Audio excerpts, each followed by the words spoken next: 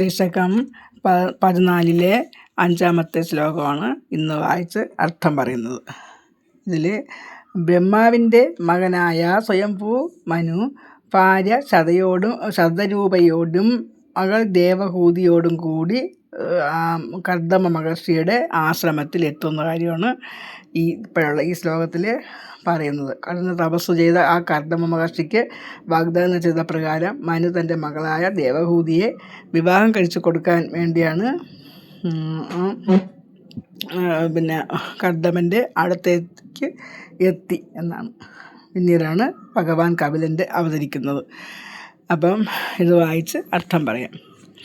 സമനുശതരൂപയാ മഹിഷ്യ ഗുണവത്യാ സുതയാ ച ദേവഹൂത്യാ ഭവതീരിത നാരദോപദിഷ്ട സമഗാത് കർദമഗതി പ്രതീക്ഷം.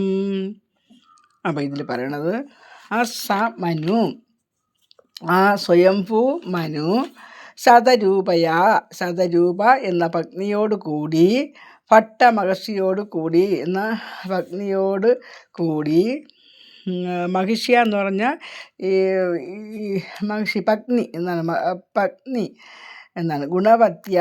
ഗുണവതിയായ സുതയാ മകളായ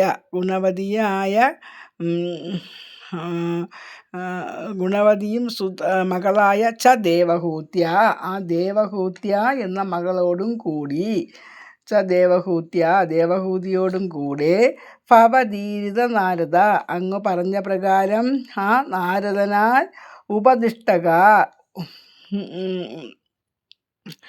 ഉപദിഷ്ട എന്ന് പറഞ്ഞാൽ ഉപദേശിക്കപ്പെട്ടു ആര്? ആ മനു പത്നിയെയും മകനെയും കൂട്ടിയിട്ട് കർദമ ആഗതി പ്രതീക്ഷം ആ വരവ് കാത്തിരിക്കുന്ന ആ കർദമൻ്റെ അടുത്തേക്ക് എത്തിച്ചേർന്നു.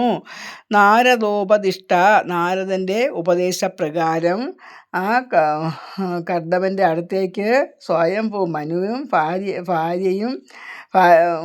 ഭാര്യയും കൂടി ആ ദേവഹൂതിയെ മായി കർദമൻ്റെ ആശ്രമത്തിൽ എത്തിച്ചേർന്നു എന്നാണ് ഇതിൽ പറയുന്നത്.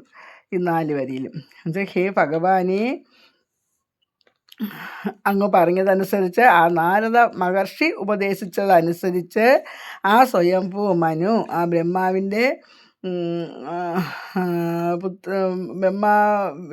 നിന്നുണ്ടായ ആ സ്വയംഭൂ മനു തൻ്റെ പുത്രിയെയും ഭാര്യയെയും കൂട്ടി നാരദൻ്റെ ഉപദേശത്തനുസരിച്ച്